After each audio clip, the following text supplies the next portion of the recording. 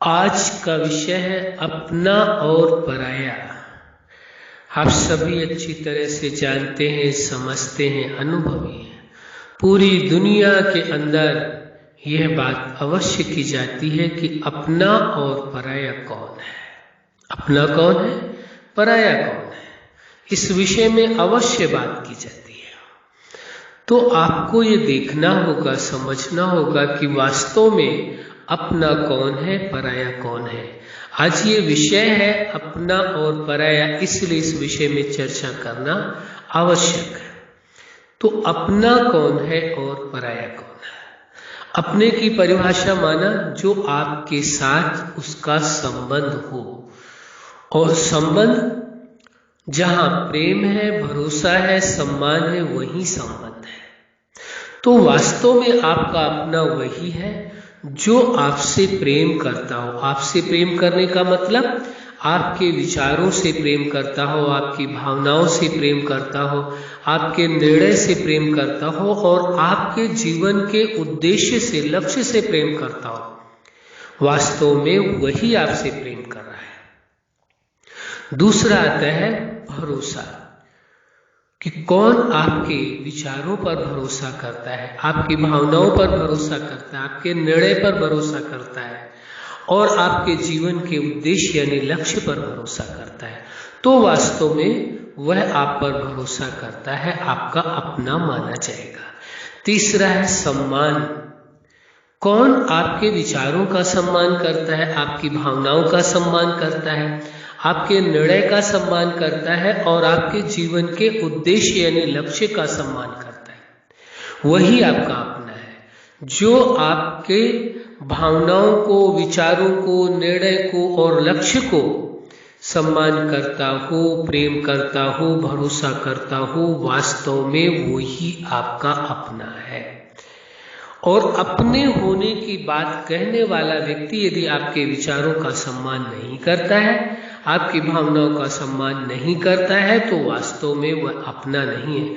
ऐसा हो सकता है कि वह आपके किसी संबंध में हो, कोई रिश्ता हो उसके साथ, लेकिन अपना वही है जो आपके विचार, भावनाएं, निर्णय और उद्देश्य का, लक्ष्य का सम्मान करे, उन्हें प्रेम करे, उन पर भरोसा करे।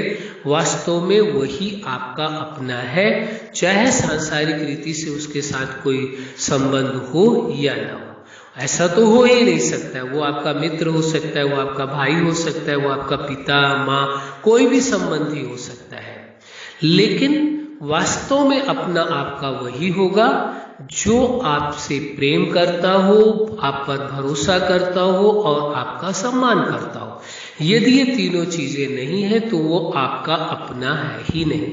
और जब आपका अपना है ही नहीं, तो फिर उससे किसी प्रकार की उम्मीद रखना या किसी प्रकार की उसकी बातों के प्रभाव में आना या दुख फील करना, ये सबसे बड़ी गलती है। जब आपका अपना है ही नहीं, हो सकता है वो संबंध में कोई हो ऐसा संबंधी जो नजदीकी संबंधी हो, लेकिन वो आपका अपना नहीं है, क्योंकि उसने आपकी भावनाओं का, आपके विचारों का, आपके निर्णय का और आपके जीवन के उद्देश्य का सम्मान नहीं किया, प्रेम नहीं किया, भरोसा नहीं किया, तो आपका अपना हो ही नहीं सकता।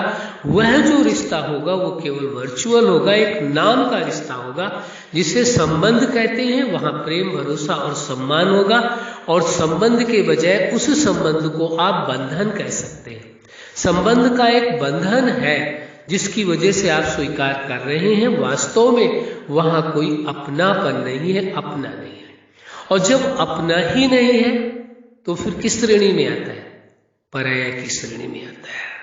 तो जब अपना है ही नहीं तो फिर शिकायत किस बात की, उसके विषय में चिंतन किस बात का, उसकी बातों का दुख किस बात का, अफसोस किस बात का।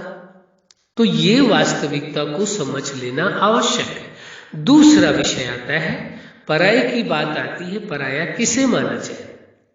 दूसरी दृष्टि से यदि आप देखते हैं और आप ये स्वीकार करते हैं कि आप वास्तव में चेतना है, जैसे जीवन है, प्रकृति के 5 तत्वों से निर्मित शरीर है और आप चेतना है, दोनों के मिलने से जीवन है। लेकिन जीवन दाता ने ही जीवन भी दिया और चेतना भी, दोनों ही। तो इसलिए उस दृष्टि से यदि देखा जाए तो जगत नियंता, रचनाकार, जीवन दाता, सृष्टिकर्ता, ब्रह्मांड का रास्ता वह एक ही है, सुप्रीम सत्ता, और उसने सबका सृजन किया है। तो उस दृष्टि से यदि आप सोचते हैं, विचार करते हैं, फिर तो सभी आपके अपने हैं, पराये कोई नहीं है। आप सभी को अपना मानते हैं या नहीं मानते, ये आप पर निर्भर करता है। यदि आप मानते हैं तो वह आपके अपने हैं, लेकिन वह आपको माने या ना माने वो उन पर निर्भर करता है। कई बार लोग ये कह देते हैं हम तो अपना मानते हैं, लेकिन वो तो अपना मानते ही नहीं। ठीक बात है, आपकी बात बहुत अच्छी है, लेकिन विचारणीय विषय है, आप किसी को जबरदस्ती मनवा नहीं सकते वो आपको अपना माने। हाँ, आप अपना मानना चाहते हैं, आपकी मर्जी है, आप मान सकते हैं। यदि आपके अंदर यह दृष्टिकोण है, जीवन दाता, जगत नियंता, उस सुप्रीम सत्ता जो रचनाकार है, सबसे बड़ा रचनाकार है, उसने ये जीवन आपको दिया है, सारा संसार आपको दिया है, संबंध दिए हैं, उस दृष्टि से देखते हैं तो आपके सभी अपने हैं, एक रचयिता है, उसकी ये सभी रचना है। उस दृष्टि से जब सभी एक हैं तो सबके प्रति अपनापन का भाव आप रख सकते हैं कि सभी मेरे अपने हैं। वो आपको अपना नहीं मानते या मानते हैं, ये उनका अपना विषय है, उनका अपना डिसीजन है, उनकी अपनी सोच है, उस पर आप कुछ नहीं कर सकते। उनके साथ जबरदस्ती नहीं की जा सकती है कि नहीं, जो मेरी सोच है, मेरी समझ है, मैं अपना मानता हूं सारे संसार को, तो आपको भी मानना होगा। नहीं, वो हो सकता है वो संबंधों को भी अपना ना माने, वो उनकी मर्जी, स्वतंत्रता है, क्योंकि उस जीवन दाता ने जीवन तो दिया है, दिमाग दिया है, सब कुछ दिया, लेकिन परम स्वतंत्रता भी दी है। कर्म की पूरी स्वतंत्रता है, लेकिन कर्म के आधार से जो फल मिल बनता है वो अवश्य लेना पड़ेगा, उसमें किसी को भी स्वतंत्रता नहीं है। इसलिए सत्य को स्वीकार कर लेने से आपके जीवन में खुशियां होंगी, प्रेम होगा, सुख होगा, आनंद होगा, आपको किसी से कोई शिकायत नहीं होगी, कोई टेंशन नहीं होगी, टेंशन फ्री लाइफ हो जाएगी। इसलिए बहुत जरूरी है इस सत्य को स्वीकार कर लेना कि अपना कौन है, पराया कौन है। पहले अपनी की परिभाषा आपने समझ ली, जो आपके विचार, भावनाओं और निर्णय और साथ में आपके जीवन के उद्देश्य से प्रेम, भरोसा और सम्मान करता है, वही आपका अपना है। बाकी दूसरी दृष्टि में देखते हैं कि जीवन दाता ने सारे जगत को का निर्माण किया है, रचना किया है, सभी उसकी रचना है, हर जीव उसकी रचना है। उस दृष्टि से सारा संसार आपका अपना है, कोई भी पराया है ही नहीं। इस दृष्टि से आप चलेंगे तो आपके जीवन में खुशियां ही खुशियां होंगी। अच्छा, आप अपने जीवन के हर क्षेत्र में सफल रहें, हर उद्देश्य में सफल रहें। आज का विषय है आपका अपना कौन।